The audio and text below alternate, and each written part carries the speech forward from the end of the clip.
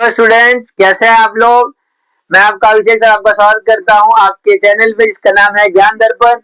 हम आज पढ़ेंगे मेटल नॉन मेटल्स का एमसीक्यू।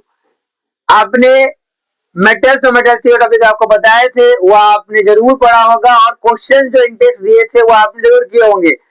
अब मैंने कहा था कि एमसीक्यू जरूर आता है क्योंकि एमसीक्यू पे आपको ज्यादा फोकस करना है। एक तो टाइम कम लेता है, दूसरा मार्क्स पूरे आ जाते हैं। तो आज मैं आपको बता रहा हूं मेटल नॉन मेटल के एमसीक्यू, साथ में उसके आंसर भी। तो आप प्लीज इस चीज को अच्छे से पढ़ लें और अगर किसी सब्सक्राइब नहीं किया है तो उसको सब्सक्राइब कर लो, लाइक करो और शेयर करो। इतना शेयर करो कि जिन बच्चों के पास कोई स्टडी मटेरियल नहीं होता है या नहीं है उनको भी ये वीडियो के जरिए कम से कम वो सीख लें, जिससे कि उनका एग्जाम में उनको दिक्कत ना आए। हाँ तो बच्चों, मैं आपको मेटल और मेटल्स के कुछ एमसीक्यू बता रहा हूँ। तो पहला एमसीक्यू में आप देखो क्या लिखा हुआ है। The earthy impurity associated with mineral used in metallurgy are called. जो भी गंदगी होती है उसको आप कहते हो गैंग। तो जो गैंग्यू है, कई लोग गैंग कहते हैं, कई लोग गैंग्यू कहते हैं। तो वो आपको ध्यान रखना है, सही ऑप्शन को तरीके से लिखना है। आप ऑप्शन लिखो, उसके आगे जो लिखा वो भी मेंशन कर देना। सेकंड क्वेश्चन है आपका, a process employed for the concentration of sulphuric ore. तो एक तरीका है इसको अलग करने का, इसका नाम है फ्लोटेशन। उसके अलावा अगला क्वेश्चन आप बढ़ो आगे।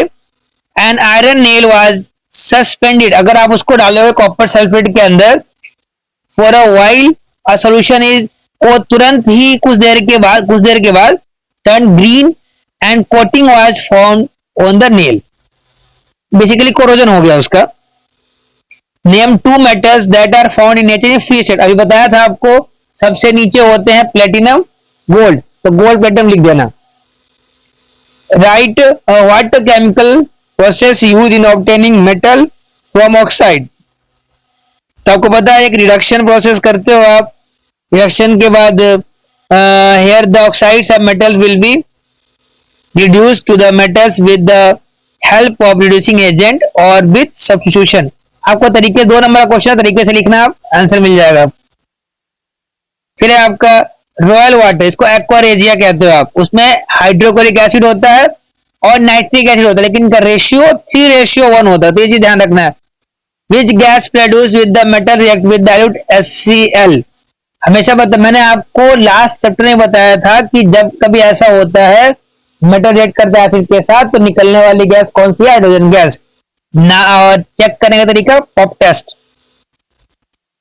Why do ionic compounds have high melting point? क्योंकि इनके बॉन्ड काफी स्ट्रॉन्ग होते हैं। जैसे आपके किसी दोस्त के साथ बॉन्ड अच्छा रहेगा तो लोग उसको तोड़ने में ज्यादा टाइम लगेगा।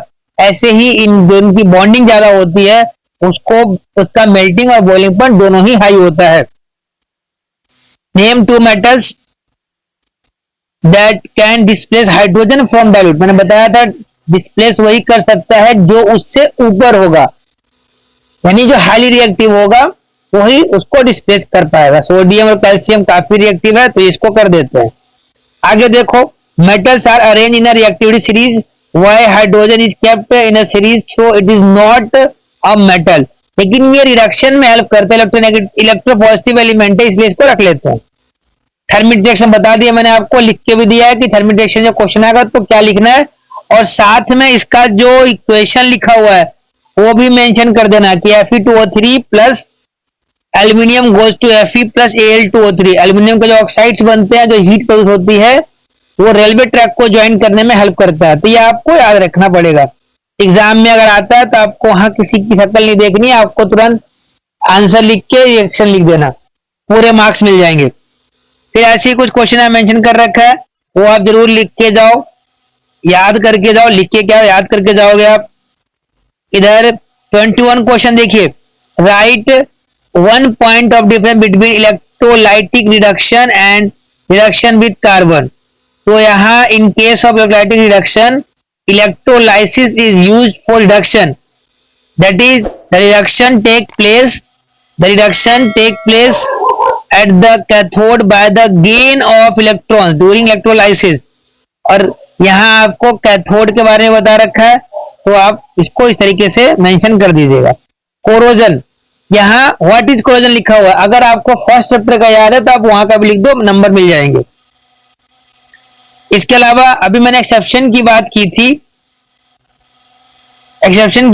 अभी उसमें 23rd क्वेश्चन बिल्कुल देखिए, give an example of metal which is liquid, मतलब मरकरी हो गया आपका, can be easily cut, sodium, मैंने पोटेशियम बताया था आपको, best conductor silver, is a poor conductor of heat, lead, ये बिल्कुल ही ऐसा पुअर कंडक्टर है जो जिसमें से हीट पास नहीं होती है, ये आपको याद रखना है।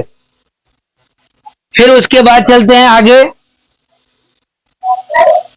सैंपल ऑफ 4 मेटल्स, ये 25th क्वेश्चन आपको करके जाना है कि कौन किसको डिस्प्लेस कर रहा है, और उसी के साथ साथ पता चल जाए कौन हाईली रिएक्टिव है, जिसको कोई डिस्प्लेस नहीं कर सकता वही आपका सबसे हाईली रिएक्टिव एलिमेंट होता है।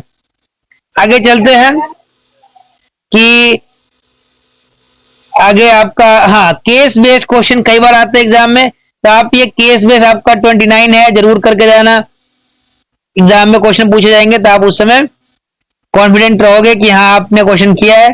29 जो है, 29 केस बेस्ड लिखा है, corrosion is deterioration process of material due two reactions with surrounding. तो क्वेश्चन ये 30 और 29 ये आप करके जाएंगे, जिससे आपको वहां इंतजार नहीं करना पड़ेगा। अगला आपका इसी के ऊपर क्वेश्चन पूछ लेते हैं। तो बच्चों, आशा करता हूं कि आपको इसका मेटल नॉमेटल्स का एमसीक्यू आपको समझ में आ गया होगा। अगर किसी को एमसीक्यू में भी डाउट है तो वो मुझे कमेंट कर सकता है, पूछ सकता है कि इसमें जी इसका आंसर ये था तो ये कैसे आया, आपको उसका जरूर एक्सप्लेनेशन दिया जाएगा। और अगर लाइक नहीं कर रखा है तो please like, subscribe and share channel ज्ञान दर्पण, जिससे कि आपको और भी अच्छे से अच्छे वीडियो आपको मिलते रहे। और एग्जाम के लिए ऑल द बेस्ट।